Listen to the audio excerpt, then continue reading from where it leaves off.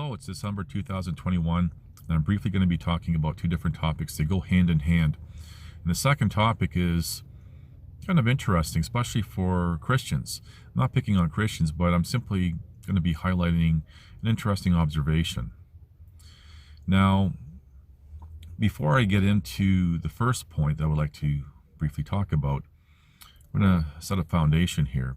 Now, there's a lot of people, for example, who are talking about how those who are imposing current worldwide events and all this other nonsense that's attached to it are, for example, they're losing, they're scared, their plans are not working, they're being exposed, etc. Call them the ruling class or whatever you want to call them, the elite types of the world. And nothing could be further from the truth. You have to remember that these people have, and I've talked about all these things I'm going to be mentioning briefly here in other videos, these people have a generational commitment. And what that means is they've dedicated generations to whatever it is that they want to do. Compound that with the fact that we are repeating a literal 100-year pattern within the cycles of civilization. Cycles of civilization is very important to know and understand because everything ties in together. So when a lot of people are saying, oh, all this other, they're losing, I get people are desperate, people are grasping onto for whatever hope. The real hope comes in knowing that where we are right now today is you have to endure another year and a half, because nothing lasts forever, good or bad, current worldwide events, nothing. You just have to endure it. And a lot of people are buying into the nonsense that, this is the way the world's going to be from now on, the new, and it's putting a lot of fear into people. That's what they want. And that's one way of badgering somebody. It's like, nothing's going to change ever. This is forever. Don't buy into it. So this segues into the type of governments that we see around the world, which is really basically one, where 51% can take away the rights of 49%. It's a mob rules type of governance, and it's all over the world right now. And this, of course, is democracy. Again, I've talked about this in a lot more detail in other videos and even comments and posts and so forth. So right off the top, we live in a society where more than 50% basically dictates, right or wrong, what happens. Now, this segues into the first point that I want to address. And this first point, I see a lot of people using arbitrary numbers, that those who are not going along with current worldwide events and whatever's being imposed are the majority and everything else. And using, as I said, arbitrary numbers, which is just ridiculous because you don't know. And I've said that the people who are not going along with current worldwide events or whatever's being imposed are the minority, by far the minority. And a lot of people don't like that. And I understand that people need something to grasp onto because strength in numbers and all this other stuff. But is it better to prepare on, as a descriptive, false hope or reality? And that's all I'm trying to do here. So let's take the more than 50% are going along with current worldwide events. Now, there's going to be three groups that follow this. These three groups basically either accept that what's being imposed as a remedy today, the needle,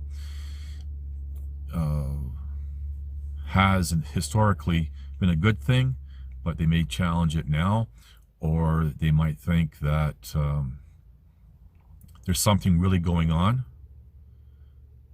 but they don't trust this current so-called remedy, the needle, or there's something going on and there's another remedy, say some sort of natural remedy or something that's being suppressed. And a lot of people are going along that route. Regardless, these three mini camps within this camp, and this is one of the fundamental divides within those who are going against the narratives with current worldwide events and whatever is being imposed. This is a huge divide, because when you actually start engaging people, most people within this camp are one of those three groups. So right off the top, whatever is remaining that's left over, we're not going to be using arbitrary numbers, but whatever is remaining beyond the 51% automatically now get tagged on to that over 51%, which only leaves a group that, I'm trying to wordcraft here, who are not going along with official narratives and whatever's being imposed, because they see that there's nothing going on. And that is the minority that I'm talking about. A lot of people are trying to have that hope with these other three within the camp that they're actually on their side. And I've said even in a recent video, there's people reluctantly going along with whatever's being imposed. Eventually, because they went along with it, they're going to expect everyone else to. And why shouldn't, they had to, so other people should, type of thing. I've talked about this. So people can't have a false hope that, well, yeah, we're the majority who are going against everything. You're not. You're really the minority. And all of this can be really greatly expanded on, everything I'm saying. I just want to highlight this particular point. Now, it's interesting how in today's world we're seeing two camps, one rebelling against the system and another that's going along with it.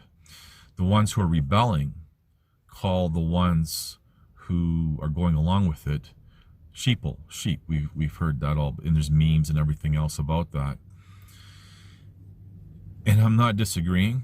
I'm presenting this very neutral here.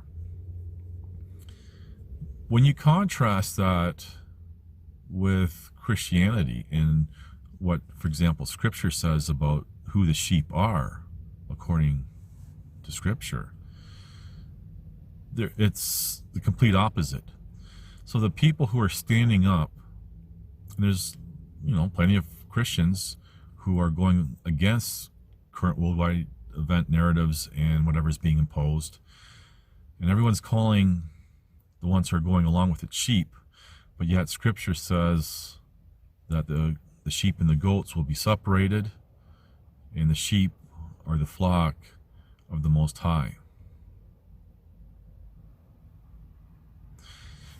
This is something to think about. I'm not stating or implying anything. I'm just throwing it out there. Just something interesting, for whatever it's worth. So anyway, just things to think about, and take what you will from what I've just explained, shared. And I'm really not trying to burst any bubbles or sound pessimistic, or definitely not trying to bring anyone down, but it's better to prepare for reality as it is and endure and survive another year and a half. Anyway, thank you for watching. Please like, subscribe, comment, and share.